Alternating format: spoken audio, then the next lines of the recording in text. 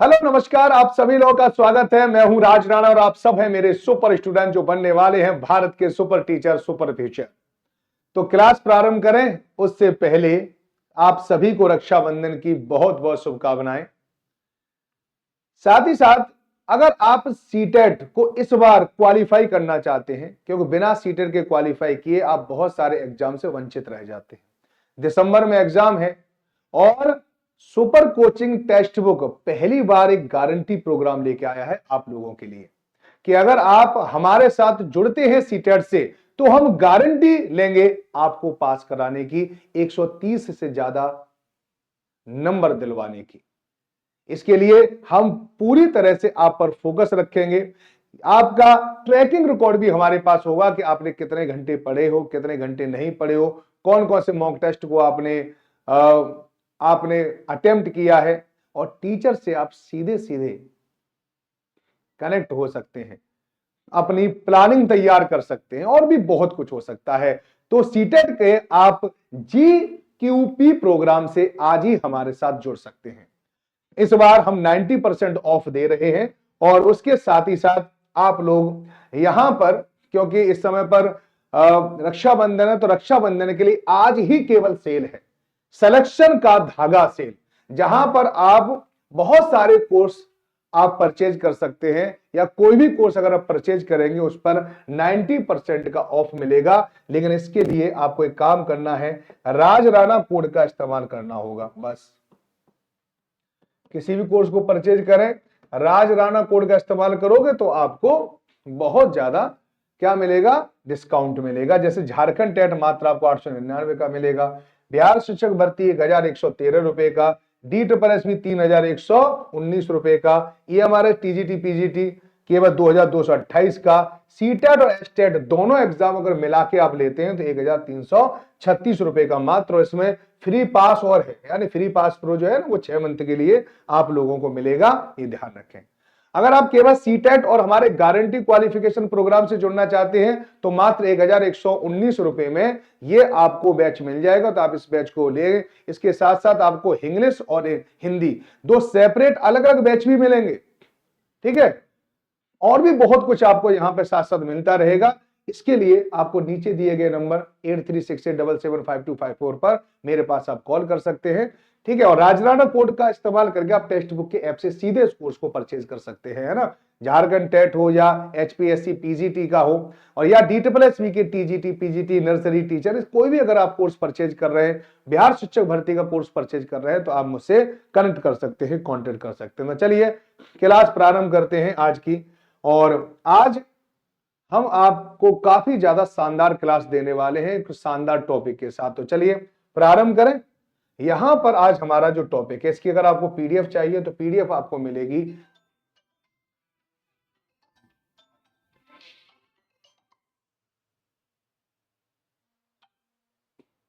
अभी आपको इसकी PDF मिलेगी। यहां पे PDF में बता दूं आपको कहां PDF मिलती है, SST विद राज राणा पर, ठीक है। यहां पर SST विद राज राणा लिखा हो टेलीग्राम में, यहां पर SST विद राज राणा पर आपको ये PDF मिल जाती है। चलिए क्वेश्चन नंबर पहला देखते हैं, है ना। देखो आज केवल और केवल पढ़ाई की बात करेंगे, जो आप बाकी इधर उधर के क्वेश्चन पूछते हैं उनको बाद में बताऊंगा सबको, ठीक है। पहले टॉपिक चलते हैं, NCERT को बहुत ज्यादा डेप्थ में पढ़ते हैं, ठीक है, डेप्थ में उसको समझने की कोशिश करते हैं। पहला प्रश्न देखिए, पृथ्वी का जल घटक जो लगभग 70% सतह को कवर करता है क्या कहलाता है, ऐसे क्वेश्चन आते हैं। The water component of the earth which cover about the 70% of the surface is called, ठीक है। इसको स्थलमंडल कहते हैं, जलमंडल कहते हैं, जैवमंडल कहते हैं या वायुमंडल कहते हैं। देखो जब भी हम स्थलमंडल की बात करते हैं तो सरफेस की बात करेंगे, और सरफेस में आपको पता है 1/3% पर पानी नहीं भरा हुआ है, इसी को हम लैंड कहते हैं, है ना। और 2/3 यानी 2/3 पर पानी भरा हुआ है, इसको हम जलमंडल कहते हैं। तो 70 और 30 के आसपास बैठता है, तो इसी को हम क्या कहते हैं, हाइड्रोस्फीयर यानी जलमंडल कहते हैं। जब हम स्थल की बात करते हैं तो टोटल लैंड की बात करते हैं, है ना। और जब जैवमंडल की बात करते हैं तो टोटल वायुओं की बात करते हैं, यानी फ्लोरा यानी फौना एंड फ्लोरा की बात करते हैं, समस्त जंतु, ठीक है, पादप और सूक्ष्म जीवों की बात करते हैं। तीन चीज होती है ना, यहाँ पे क्या होते हैं, एनिमल, यहाँ पे प्लांट और यहाँ पे माइक्रो ऑर्गेनिज्म। जब हम वायुमंडल की बात करते हैं तो समस्त एयर की बात करते हैं, है ना, पवन वगैरह की सारी बात करेंगे, ये बात आपको ध्यान रखना है। देखिए बगल में यहाँ पर एक चित्र दिया गया है, थोड़ा सा इस पे गौर कीजिए। यहाँ पे लिखा हुआ जल चक्र। कभी आपसे जल चक्र का क्वेश्चन भी पूछ सकता है, हाइड्रोसाइकिल। देखो चक्र क्या होता है, पहले समझ लो कि जहां से प्रारंभ होता है वहीं पर दोबारा आ जाए, उसको चक्र कहते हैं। यानी आपने पहिया देखा होगा, यहां से शुरुआत है, फिर दोबारा यहीं पर आ गए। तो देखिए सबसे पहले यहां पर ये क्या है, समुद्र है। सूरज निकला तो समुद्र से वाष्पीकरण की क्रिया प्रारंभ हुई, वाष्पीकरण हुआ, ठीक है। वाष्पीकरण हुआ तो ये जो जल है वह गैस में बदल गया। जब जल गैस में बदलता है तो इस प्रक्रिया को वाष्पीकरण कहते हैं, है ना। क्योंकि ये जो जलवाष्प है वायु से हल्की होती है, इसलिए धीरे धीरे धीरे धीरे ऊपर चली जाती है। और आपको पता है कि हाइट बढ़ने पर तापमान कम होता है, ऊंचाई बढ़ेगी तापमान कम होगा। और ऐसा मैंने आप लोगों को बताया था, पर्वतों में इसलिए ठंड पड़ती है, क्योंकि ऊपर वायु की मात्रा कम हो जाती है, इसलिए उसके उनके सोखने की क्षमता भी कम हो जाती है ऊष्मा को, इसलिए ऊपर जाने पर तापमान कम होता है। तापमान कम होने के कारण ये जो जलवाष्प है दोबारा से द्रव अवस्था में बदलना प्रारंभ कर देती है, तो बादलों का फॉर्मेशन होने लगता है। हवाओं के झोंके जो है, देखो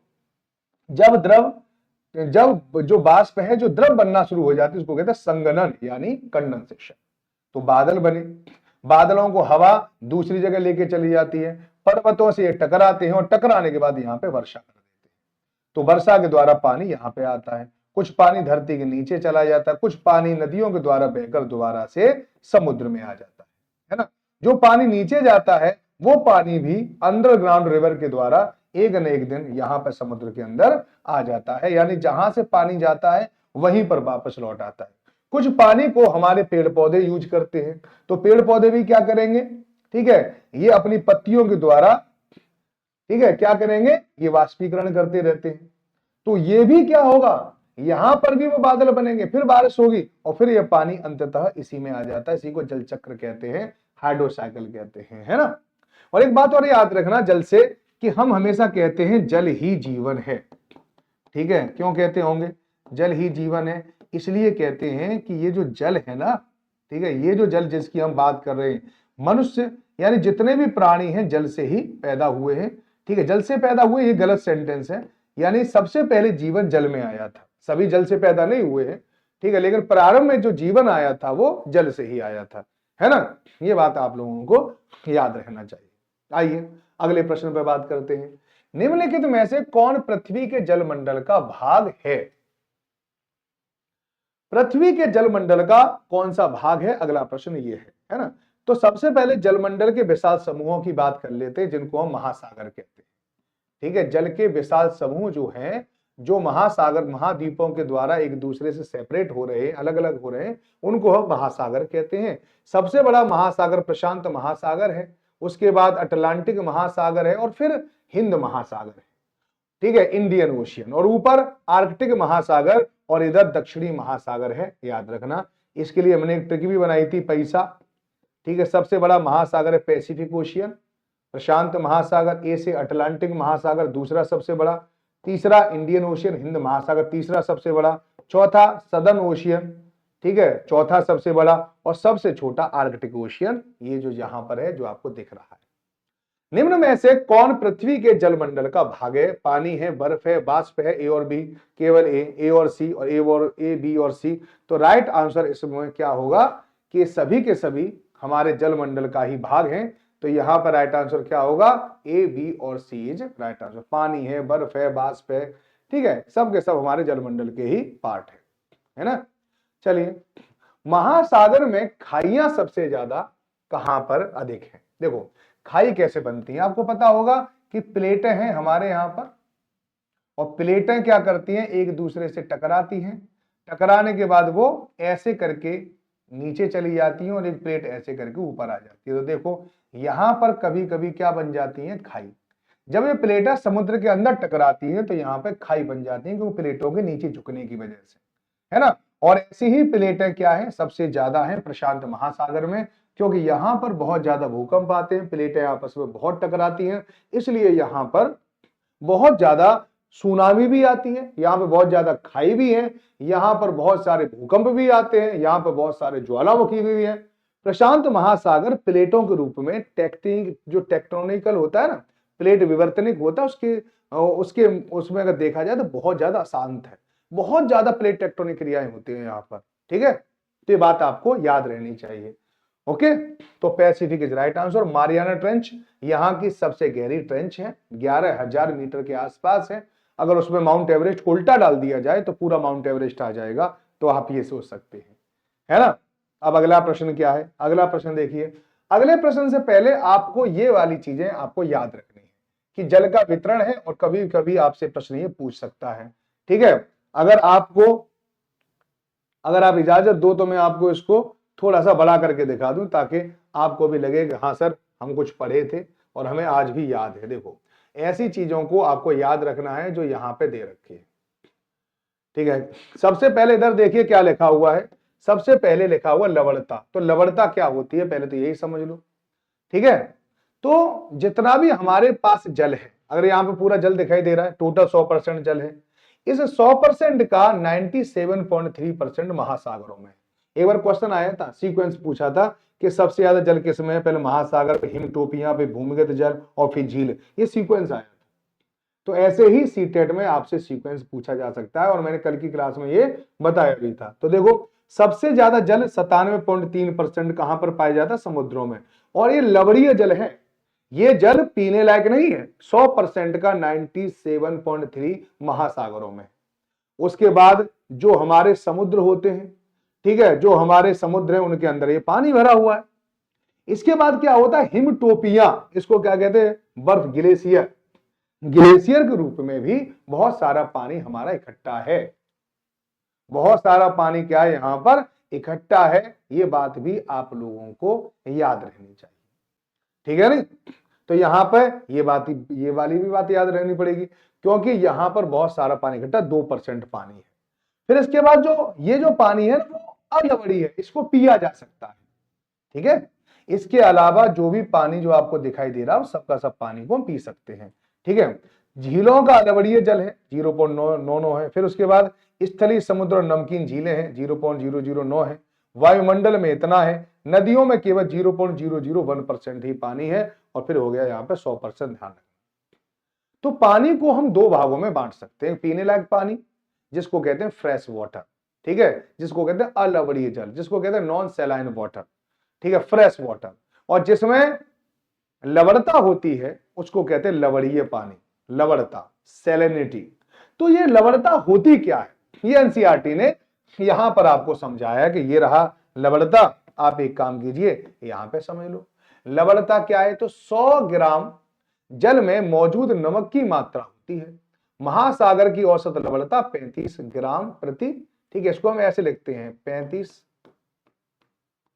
ठीक है, इसका मतलब है कि 1000 ग्राम अगर आप जल लोगे तो उसमें 35 ग्राम क्या मिलेगा, नमक मिलेगा। ठीक है ना। वैसे लवणता की परिभाषा क्या है कि जल में घुली हुई अशुद्धियां, impurities dissolve in water is called salinity. इसी को हम लवणता के नाम से जानते हैं। तो ये लवणता है ना। चलिए, और महासागरों का अगर पानी लोगे तो उसमें 1 लीटर पानी में लगभग 35 ग्राम आप लोगों को नमक मिल जाएगा। अब अगर सबसे ज्यादा नमक की बात करें तो इजराइल के मृत सागर में 340 लवणता है, जहां महासागरों में 1000 ग्राम पानी में केवल 300 यानी 35 ग्राम है, यहां पर 340 ग्राम है। सोचिए, अगर आप 1 लीटर पानी लेके आए, 1 किलो पानी लेके आए, तो 340 ग्राम तो नमक ले आए, वो डेथ सी है।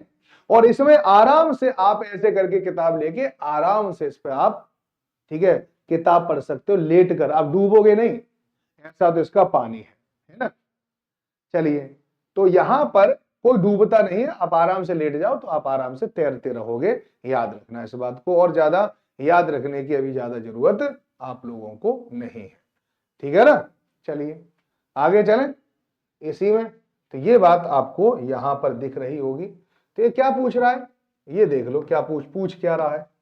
ये पूछ ये रहा है कि निम्न में से किस क्षेत्र में महासागरों की लवणता सबसे अधिक होती है। उष्णकटिबंधीय क्षेत्र, भूमध्य रेखीय क्षेत्र, आर्कटिक क्षेत्र और सभी महासागरों में समान लवणता है। तो इसका राइट आंसर क्या, उष्णकटिबंधीय क्षेत्र जो होते हैं वहां पर, है ना। अब यहां पर क्या है, थोड़ा सा समझा दूं। ये है, ये आपका 0 डिग्री है, ये आपका 5 डिग्री और 5 डिग्री नीचे, इसको कहते हैं विषुवत रेखीय क्षेत्र।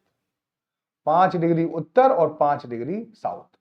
यहां पर जनरली क्या होता है कि यहां पर बाष्पीकरण खूब होता है, बारिश खूब होती है। अब बारिश भी खूब होती है तो यहां पर लवणता कम नहीं होती।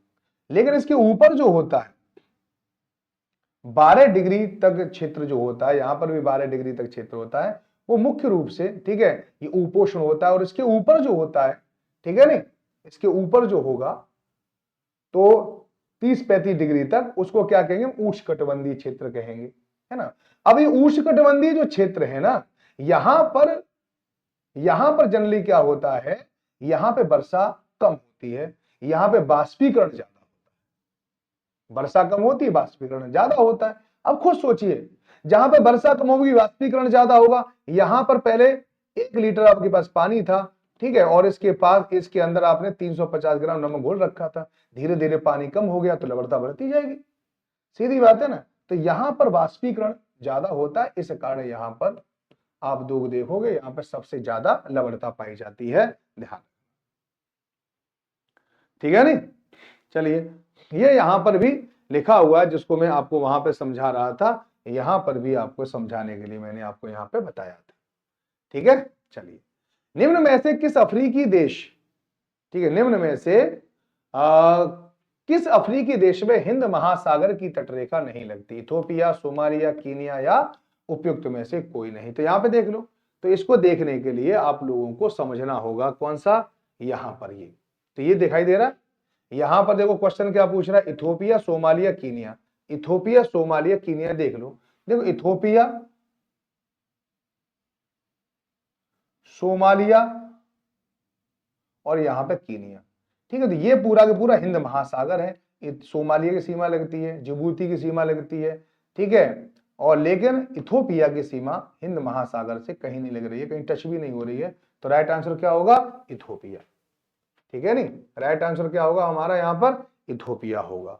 ओके, चलिए, अब देखिए, महासागरीय परिसंचरण किसे कहते हैं, नाम क्या इसको कहते हैं, इसको कहते हैं ओशियन सर्कुलेशन। क्या कहेंगे इसको हम, ओशियन सर्कुलेशन। अब देखिए, कभी झील के किनारे जाइए, कभी आप झील के किनारे जाओगे तो आप पाओगे कि वहां पर समुद्र का पानी चल नहीं रहा, वहां पर समुद्र का पानी चल नहीं रहा है बिल्कुल भी, है ना। आप तालाब के किनारे जाओ, वहां का भी पानी जो है वो आराम से क्या होगा, ठहरा हुआ है। झील का पानी ठहरा हुआ होता है, ठीक है, तालाब का पानी ठहरा हुआ होता है। लेकिन कभी मुंबई के तट पे जाओ, गोवा के तट पे जाओ, दिन में जाओ, रात में जाओ, कभी भी जाओ, क्या कभी पानी आपको शांत दिखता है, नहीं। पानी में भयंकर रूप से क्या होता रहता है, लहरें आती रहती, ठीक है। तो समुद्र के पानी का चलना, समुद्र का जो जल है वो अगर किसी भी प्रकार से फ्लोट करता है, किसी भी तरह से बह रहा है, तो उसी को कहते हैं महासागरीय परिसंचरण, ठीक है, ओशियन सर्कुलेशन। अब महासागर का जो पानी है वो एक तो ऐसे चलता है, उसको कहते हैं क्षैतिज परिसंचरण, यानी हॉरिजॉन्टल मूवमेंट ऑफ वाटर। और पानी ऊपर ऐसे ऐसे करके चलता है, उसको कहते हैं वर्टिकल मूवमेंट, यानी ऊर्ध्वाधर, ठीक है। तो जल की क्षैतिज गति और इसको कहते हैं ऊर्ध्वाधर गति। तो समुद्र का जो जल है वो 2 प्रकार की गति करता है, ये भी गति करता है और ये भी गति करता है। ज्वार भाटा इस गति का उदाहरण है, और जो महासागरीय धाराएं इस गति का उदाहरण है, जैसा कि आप लोगों को दिख रहा होगा, ठीक है। तो यहां पे देख लेते हैं कि समुद्री तट पर नंगे पैर चलने से कुछ जादुई सी अनुभूति होती है। पुलिन यानी समुद्री तट पर, नम वालु ठंडी पवन, समुद्री पक्षी, वायु में लवणीय गंध एवं लहरों का संगीत सबको सम्मोहित करने वाला प्रतीत होता है। ताल एवं झील के शांत जल के विपरीत, देखो लिखा है तालाब और झील में जो शांत जल के विपरीत महासागरीय जल हमेशा गतिमान रहता है, यह कभी शांत नहीं रहता। महासागरों की गतियों को इस प्रकार वर्गीकृत कर सकते हैं, जैसे तरंग है, ज्वार भाटा है, धारा है। अगर कभी हम तरंग की बात करें, वेव्स की बात करें, तो यहां पर पानी इस प्रकार से उठता है, ठीक है, पानी आगे नहीं मूवमेंट करता, थोड़ा सा ऊपर उठता है, फिर वही जैसे आपने तालाब देखा होगा, तालाब में हम क्या करते हैं, एक बार एक पत्थर फेंक दें तो उस तालाब में यहां पर इस तरह की लाइनें बन जाती हैं, वो तरंगे हैं, इस प्रकार की तरंगे। यहां पर पानी आगे मूवमेंट नहीं करता, पानी अपनी ही जगह पर ऊपर नीचे आता है, उसको कहते हैं तरंग। ठीक है। और समुद्र और चंद्रमा के संयुक्त प्रयास से या अलग अलग के प्रयास से जो समुद्र का पानी ऊपर उठता है उसी को ज्वार कहते हैं, जो नीचे बैठता है उसको भाटा कहते हैं, है ना। और जब समुद्र का जल एक निश्चित दिशा में बहने लग जाए, समुद्र का जल है एक निश्चित दिशा में चल रहा है तो उसको ओशियन करंट कहते हैं, ध्यान रखना। ओके, चलिए अब आगे चलिए, यहां पर भी आप लोगों को यह समझ में आ जाएगा कि जमीन की, ठीक है, जमीन की हलचल जैसे जमीन का हिलना, सतही भ्रंश, सुनामी आदि के कारण होती है। ठीक है, ground movement such as the ground shaking, surface fault, tsunami, ये किसकी वजह से आती है? सुनामी आने का प्रमुख कारण क्या है? जल्दी आंसर बताओ। परमाणु संयंत्र विस्फोट है, भूकंप है, आग का प्रकोप है, उपयुक्त में से कोई नहीं है, क्या होगा राइट आंसर? तो इसका राइट आंसर क्या होना चाहिए? बी होना चाहिए, भूकंप इज राइट आंसर, है ना। इसका राइट आंसर क्या होगा? भूकंप इसका राइट आंसर होगा, ध्यान रखना। आइए अब एक ही चीज को थोड़ा सा समझ लेते हैं और सबसे पहले समझ लेते हैं तरंगों को। तो देखो, जब समुद्री सतह पर पवन बहती है तब तरंगें उत्पन्न होती हैं। जैसे यहां पर समुद्री सतह है और यहां पर हवा है, तो हवा की परत इससे साथ घर्षण पैदा करेगी, है ना, और हवा की वजह से ये, ठीक है, क्या होगा, ये पानी नीचे होगा, ऊपर उठेगा तो इससे तरंग उत्पन्न हो जाती हैं। जितनी ही तेज पवन होती हैं तरंगें उतनी ही बड़ी हो जाती हैं, ये ध्यान रखना। आइए यहां पे देख लो, यहां पे लिखा हुआ है कि समुद्र तट पर गेंद खेलते समय गेंद जल में गिर जाती है तो क्या होता है? यह दृश्य बहुत ही मनोरंजन होता है। कैसे तरंगों के साथ गेंद तट पर वापस लौट आती है? जब महासागरीय सतह पर जल लगातार उठता और गिरता है उसे तरंग कहते हैं, है ना। तूफान में तेज वायु चलने पर विशाल तरंगें उत्पन्न होती हैं, इस कारण अत्यधिक विनाश हो सकता है। भूकंप है, ज्वालामुखी है, या जल के नीचे भूस्खलन है, यानी जल के नीचे भी तो हमारे माउंटेन वगैरह है, वहां से कुछ चट्टान अगर नीचे गिर जाए, भूस्खलन है, के कारण महासागरीय जल अत्यधिक विस्थापित होता है। महासागरीय एक जगह से दूसरे एक साथ जाता है, तो इसके परिणाम स्वरूप 15 मीटर तक की ऊंचाई वाली विशाल ज्वारीय तरंगें उठ सकती हैं, जिसे हम सुनामी कहते हैं। समझ आया नहीं? यानी इसका मतलब है कि जो सुनामी जो आती है ना, कि अगर सुनामी तब आएंगी जब भूकंप आएगा। सोचो कि समुद्र के नीचे भूकंप आ गया, जमीन हिली तो वहां पानी भी हिलेगा सीधे, ज्वालामुखी उद्गार हुआ तो पानी भी ऊपर उठेगा, अगर वहां पर बहुत बड़ी चट्टान गिर गई ऐसे तो वहां से पानी उठेगा। तो जब पानी उठे, ठीक है, और वो कितनी 15 मीटर तक की ऊंचाई की अगर लहरें उठ रही हैं, 15 मीटर की अगर लहरें उठ रही हैं 15 मीटर, तभी उसको सुनामी कहेंगे, अन्यथा नहीं। ठीक है, तो सर क्या केवल 15 मीटर तक ही उठती हैं? नहीं, बहुत ज्यादा उठती हैं। आगे देखोगे तो पता चलेगा। अब तक सबसे विशाल जून सुनामी 150 मीटर मापा गया। 150 मीटर समुद्र का पानी ऊपर उठ गया, खतरनाक वाला, दिखाई दे रहा नहीं, ये बता रहा हूं। ठीक है, ये तरंगे 700 किलोमीटर प्रति घंटे की अधिक चाल से चलती हैं। 700 किलोमीटर, हवाई जहाज वगैरह होते हैं ना 700, 600, 700 के आसपास ही चलते हैं। ये जितनी हमारी ट्रेन वगैरह है ना, कोई भी अभी 150, 200 तक ही पहुंच पाती है बस। सोचो पानी कितनी तेज चलता है सुनामी में, इतना खतरनाक होता है। ठीक है नहीं। 2004 के सुनामी में भारत के तटीय क्षेत्रों में अत्यधिक विनाश हुआ। सुनामी के बाद अंडमान निकोबार का इंदिरा पॉइंट डूब गया। हमारा इंदिरा पॉइंट डूब चुका है अगर देखा जाए तो, है ना। चलिए आइए एक और चीज बात कर लेते हैं यहीं पर। ये तो मैंने आप लोगों को यहाँ पे सुनामी के बारे में ये बता दिया है। अगर सुनामी के बारे में देखना है, सुनामी जो है वो जापानी भाषा का एक शब्द है जिसका अर्थ होता है पोताश्रय तरंग, क्योंकि सुनामी आने पर पोताश्रय यानी जो हमारे बंदरगाह होते हैं वो नष्ट हो जाते हैं। ये बात आप लोगों को ध्यान रखना चाहिए, ठीक है नहीं। अब देखिए, अब आप कहोगे सर सुनामी का कोई हिंदी नाम नहीं है, तो मैं कहूंगा नहीं है। रीजन क्या है? क्योंकि हिंद महासागर में बहुत ही कम सुनामी आती है, क्योंकि हिंद महासागर में प्लेटों के बीच में मूवमेंट बहुत कम है। प्रशांत महासागर में लगातार, पैसिफिक ओशियन में लगातार प्लेट मूवमेंट होता रहता है, प्लेट टेक्टोनिक की घटनाएं होती रहती हैं, इसलिए वहां पे सुनामी ज्यादा आती है। ठीक है, इसलिए वहां के लोगों ने तो नाम रखा है इसका, भारत में आती ही नहीं थी, इसलिए भारतीय लोगों ने इसका कोई हिंदी नाम नहीं रखा है। भारतीय लोगों को ज्यादा पता भी नहीं थी इसके बारे में। 2004 में हमारे यहां पर भयंकर सुनामी आई, भयंकर सुनामी आई। उस समय वो भूकंप बड़ा खतरनाक वाला आया था और फिर सुनामी आई थी और इसने बहुत ज्यादा तबाही मचाई। अब आप कहोगे सर तबाही क्यों मचाई? देखो तबाही के पीछे यहां पर एक रीजन है। तबाही के पीछे रीजन था कि जब भी सुनामी आती है उसका हम पूर्व अनुमान कर सकते हैं। पहली बात कैसे कर सकते हैं कि अगर आप समुद्र के तट पर खड़े हैं तो समुद्र का पानी तेजी से पीछे की ओर जाता है और हमें लगेगा अरे समुद्र का पानी तेजी से पीछे जा रहा है, लाओ देखे आते हैं, और फिर पानी जबरदस्त बैक करता है 500, 200, 300 किलोमीटर पर घंटे की स्पीड से। तो जहां पर जो आदमी बैठा था उसको उड़ा देता है, खत्म कर देता है उस आदमी। तो ऐसे ऐसे हुआ था 2004 में, पानी पीछे चला गया था, लोग सब वहां जाके देख रहे थे, देखो पानी पीछे चला गया, अचानक पानी लौटा, फिर भागने का मौका ये कभी नहीं देता पानी, सीधी बात है। आगे यहां पे ज्वार भाटा देखिए, ठीक है। तो दिन में 2 बार नियम से महासागरीय जल का ऊपर उठना और गिरना ज्वार भाटा कहलाता है। जब सर्वाधिक ऊंचाई तक उठकर जल तट के बड़े हिस्से को डुबो देता है तब उसे ज्वार कहते हैं, और जब जल अपने निम्नतम स्तर पर आकर तट से पीछे चला जाता है तो उसको भाटा कहते हैं, है ना। यानी अगर आप सोचिए कि आप समुद्र के किनारे घूम रहे हैं, मान लो आपके पास क्या है, ये समुद्र है, तो समुद्र का जो पानी है वो अगर आपके यहां तक आ जाए तो ज्वार है, और समुद्र का पानी अगर पीछे हट जाए तो उसको कहते हैं भाटा, ठीक है नहीं। तो पानी का उठना ज्वार कहलाता है, गिरना भाटा कहलाता है, ध्यान रखो। तो यहां पर भी आप लोगों को दिख रहा होगा ये जल है, ठीक है। तो जब आपका क्या होता है, ये जो चंद्रमा है वो पानी को अपनी ओर खींचता है, उसी को हम कहते हैं ज्वार। लेकिन जब ये तीनों एक सीध में आ जाते हैं तो सूरज और चंद्रमा दोनों का संयुक्त बल इसको पानी को देखो ज्यादा खींच देता है, तो उसी को कहते हैं उच्च ज्वार, ठीक है, उसी को कहते हैं उच्च ज्वार। और जब ये यहां पहुंच जाता है तो दोनों बराबर बराबर बल लगा रहे होते हैं, इधर से ये बल लगा रहा है, इधर से ये बल लगा रहा है, तो थोड़ा सा पानी कम उठता है, उसको कहते हैं निम्न ज्वार। ये बात आपको याद रखनी चाहिए, ठीक है नहीं। चलिए अब ये क्या कह रहा है कि यहां पर कई कंडीशन बताई गई है। एक तो यहां पर क्या है, बड़ा इसमें क्या है, बृहद ज्वार भाटा।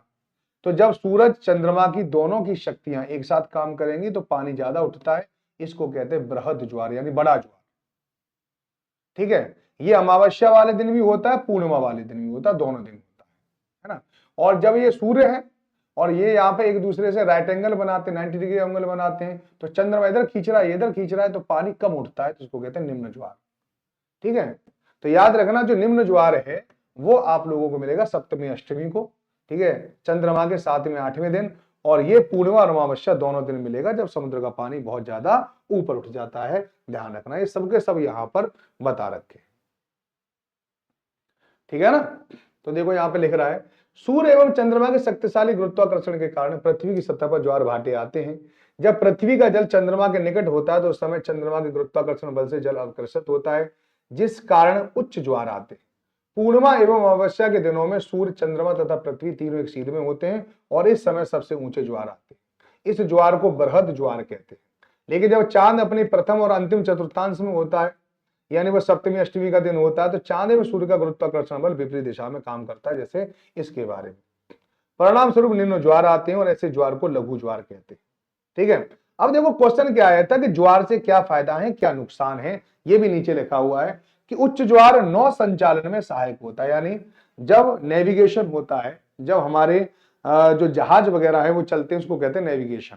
तो यहां पे क्या होता है, जैसे कि ये जगह है, ठीक, ये जगह है और यहां पर मैं रह रहा हूं, लेकिन समुद्र का पानी क्या है, यहां पर काफी कम है। तो यहां पर क्या होगा, जहां यहां पे जहाज नहीं आएगा, जहाज दूर खड़ा रहेगा। लेकिन जब ज्वार आएगा तो पानी ऊपर चढ़ के आ जाएगा यहां तक, तो इसी के सारे सारे जहाज यहां तक आ जाएगा। यहां पे मैं उतार लूंगा, ऐसे सारा सामान उतार लूंगा, फिर मैं इंतजार करूंगा अगला ज्वार जब आएगा, फिर दोबारा इस जहाज को लेके चला जाऊंगा। तो नेविगेशन में बहुत ज्यादा सहायता करते हैं, बात ध्यान रखना, ठीक है नहीं। चलिए उच्च ज्वार मछली पकड़ने में मदद करता है। उच्च ज्वार जब आता है तो बहुत सारी मछलियां अपने आप ही यहाँ पे आ जाती हैं, तो याद रखना, ठीक है। इसके बिना कठिनाई के मछली पकड़ सकते हो। और आप एक और काम कर सकते हैं कि इन ज्वार भाटे से बिजली भी बना सकते हैं। जब पानी मान लो यहाँ पे आ गया, ज्वार आया, पानी यहाँ पे आ गया, अब पानी लौटेगा भी तो सही, तो यहाँ पे टरबाइन लगा दो, पानी लौटेगा, ये टरबाइन को घुमाएगा और यहाँ से बिजली बनेगी। तो ये नौ संचालन में मदद करता है, मछली पकड़ने में मदद करता है और बिजली उत्पादन में भी ये मदद करता है। ये बात आप लोगों को ध्यान रखना है, ठीक है ना, ज्वार भाटा। और एक बात और याद रखना, एक ज्वार और दूसरे ज्वार में 12 घंटे 26 मिनट का अंतर होता है, इसे रट लेना। आज यहां पे ज्वार आया है, ठीक है, यहां पर तो 12 घंटे 26 मिनट के बाद वहां पर पुनः ज्वार आएगा, ध्यान रखना। वैसे दिन में 2 बार ज्वार आते हैं, लेकिन एक ऐसी जगह है जिसका नाम है साउथहैम्पटन, जो कहां पर है, ब्रिटेन में है, यानी इंग्लैंड में है। वहां पर दिन में कम से कम 4 ज्वार आते हैं। दुनिया में सबसे ऊंचे ज्वार फंडी की खाड़ी में आते हैं, जो कनाडा में है, और भारत में ओखा के तट पर सबसे ऊंचे ज्वार आते हैं। ये आपको ध्यान रखना, ठीक है ना। चलिए, निम्न में से कौन सी ठंडी धारा है? अब धाराओं से प्रश्न यहां पे पूछ रहा है, तो यहां पे बताओ। ठीक है, ब्राजील धारा है, गल्फ धारा है, जापान धारा है, फॉकलैंड धारा है। तो ये हमारी धरती है, यहां पर पोल है, यहां पे भूमध्य रेखा है। तो जब पोल से कोई भी धारा जाएगी वो ठंडी होगी, और इससे जाएगी तो हमेशा गर्म होगी। ये बात आप लोगों को ध्यान रखना है। भूमध्य रेखा से जो भी धारा जाएगी वो गर्म होगी, क्योंकि भूमध्य रेखा पर टेम्परेचर 25 डिग्री से ऊपर रहता है, हमेशा रहता है। और भूमध्य यहां पर पोल पर हमेशा कम रहता है, तो यहां का तापमान कम रहेगा, ध्यान रखना। तो ये फॉकलैंड जो धारा है वो ठंडी धारा है, और फॉकलैंड धारा को आप यहां पे देख सकते हैं, यहां से जाती है, पोल की तरफ से जाती है ना, फॉकलैंड धारा, जिसके बारे में आप लोगों को ध्यान होना चाहिए।